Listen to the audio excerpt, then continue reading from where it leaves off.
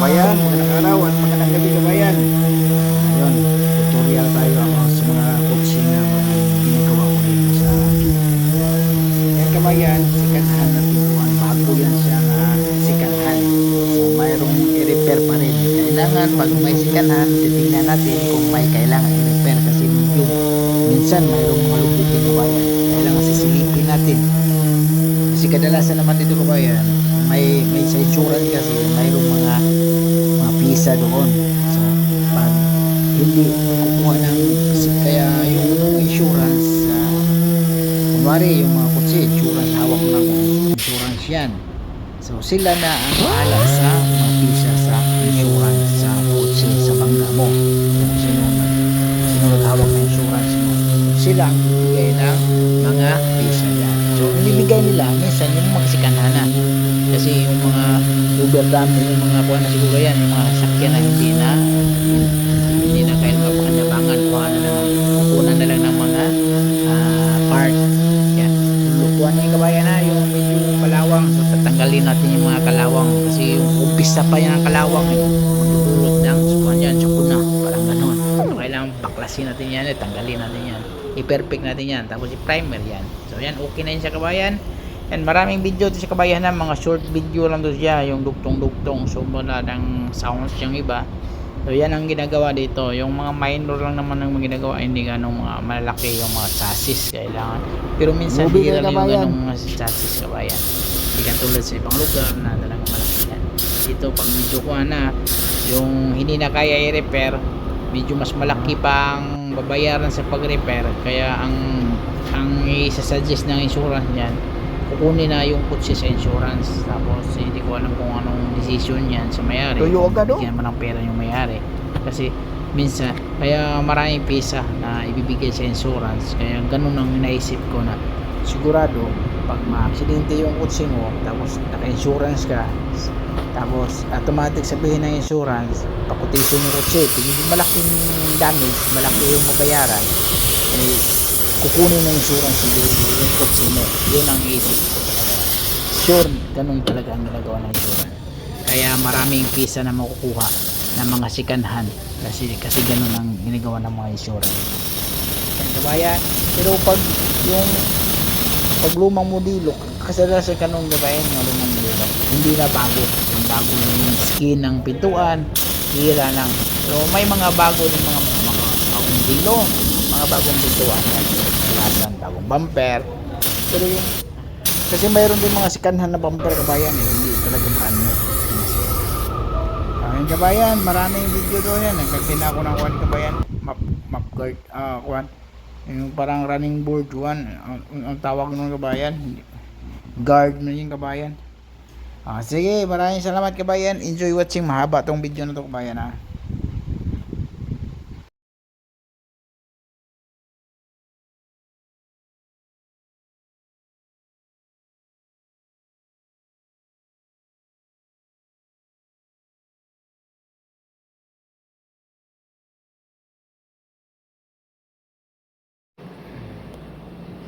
So kabayan, nagpalit pala kami ng kuhan kabayan, motor ng sa compressor to siya. Compressor sa aircon siya sa Camry. So kailangan tanggalin talaga yung bumper sa Camry to siya kabayan . Pati nga ito kabayan, radiator. So tinanggal natin kasi hindi pwedeng dito lang tayo magtanggal. Hindi, walang space dito So kailangan baklasin talaga. Pati yung reinforcement, tanggalin yung kabayan . So okay na yan, kapitan namin, natanggal na. Ito pala yung basag basag ito yung sikanhan siya kasi pa.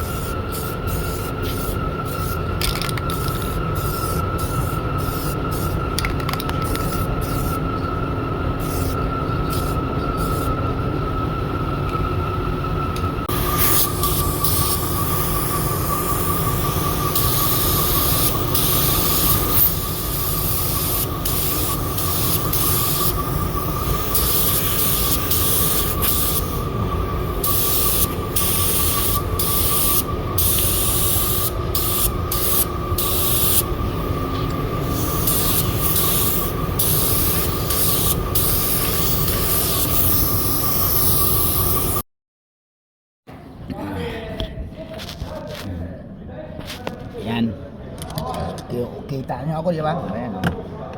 Mayroong bolt yan dito. Ito, tanggalin natin to. Sigurado. Mayroong bolt yan dito. Dandahanin mo to si kabayan, baka masira. So, kailangan natin gamitan ng dahan-dahan talaga lahat ng gawin natin. Yan. Kasi para iwas sira, kabayan. Kasi lalo na ito plastic naman to. O yung iba, kabayan, yung hindi plastic, ito plastic to eh. Sa harapan plastic ba? Hindi. Sa harapan plastic, mayroon din, diba? Ito, kabayan, tanggalin muna natin to bago natin silahin kasi masira yan. So, may tornilyo sa loob, isa lang. Tapos dito, diba? Dalawa lang. So, dalawang tornilyo din siya, kabayan. Baka ito tanggalin to. Ito. Ito nga, kabayan, mayroon dito. So, isa. So, dapat talaga tatlo yan. Yung takurula, ganun din, tatlo. Tanggal na siya, di ba? Tapos paano tanggalin tong pinaka-handle niya dito? So, tanggalin na natin itong, minsan hindi mo na kailangan tanggalin. So, ito buong tanggalin.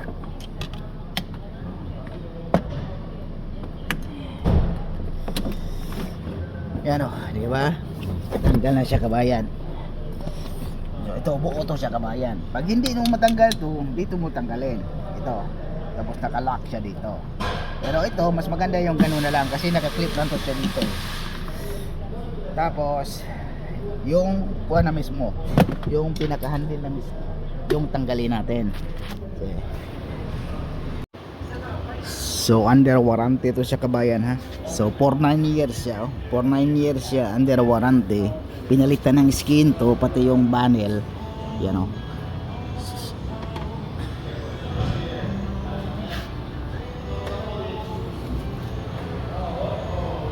yan, pati yung panel na to. Kasi pati panel yan putol yan sa, kabayan, ha. Doon, dugtong doon. Kita ko kung natanggal na lahat dito. Ito yung tanggalin natin. Ito. Yan. Kasi kailangan tanggalin natin yung pintura. Yan Yan tanggal na. So ganun, tanggal na siya. Dito ka lang naman mahirapan. Okay, kabayan, maraming salamat, kabayan. Huwag kalimutang kabayan, mag-follow naman tayo sa Facebook page natin at saka sa YouTube channel, mag-subscribe. Okay, maraming salamat.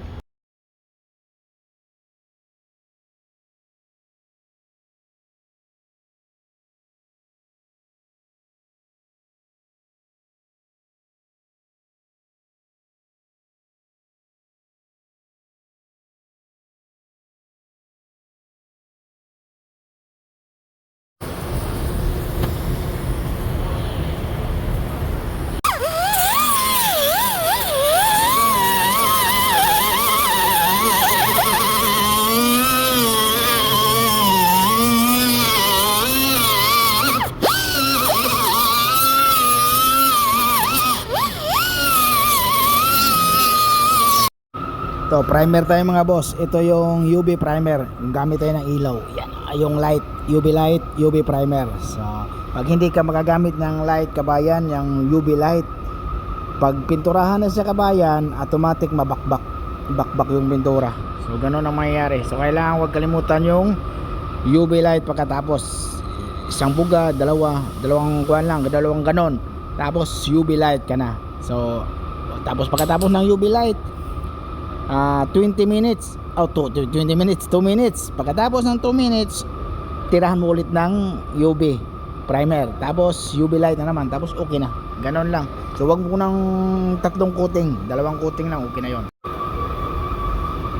Ayan, tulad nito na unang patong, dalawang patong, tatlo, tapos UV light na tayo.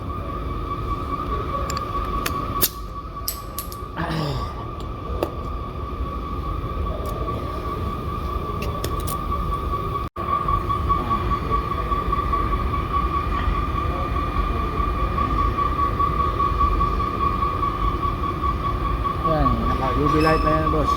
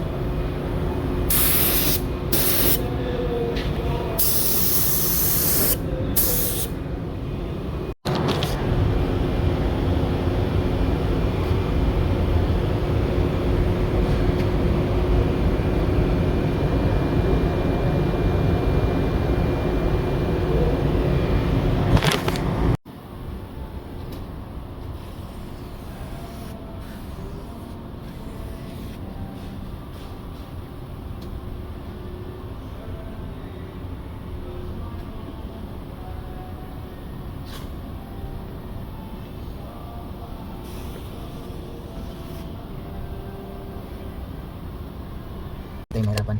Ba't mababa na to? Ayan o, lock siya. So pitin natin para lalabas yung hilo. Ayan o.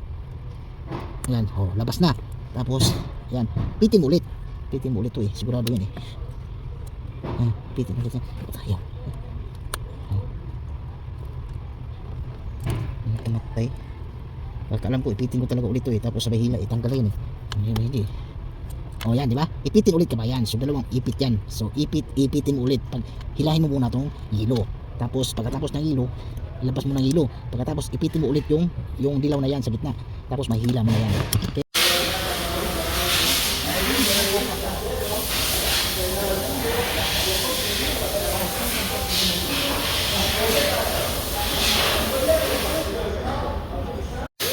So ito lang kabayan, ito lang yung kukuhan kabayan ha, bago 7,000 sa piso. Ano, wala namang tama eh. Pwede namang sa akin na to kabayan, no? Yung kuha na to, monogram na to. Sa akin na yan. 7,000 sa piso to. Mahal.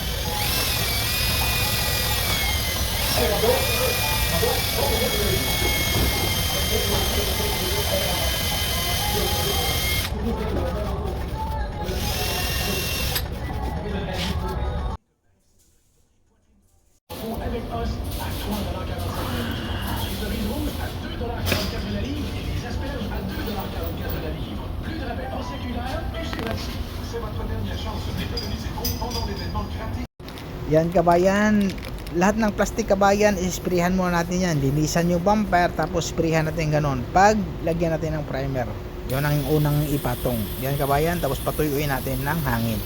So okay na yan, primer na yan siya kabayan. UV primer lang.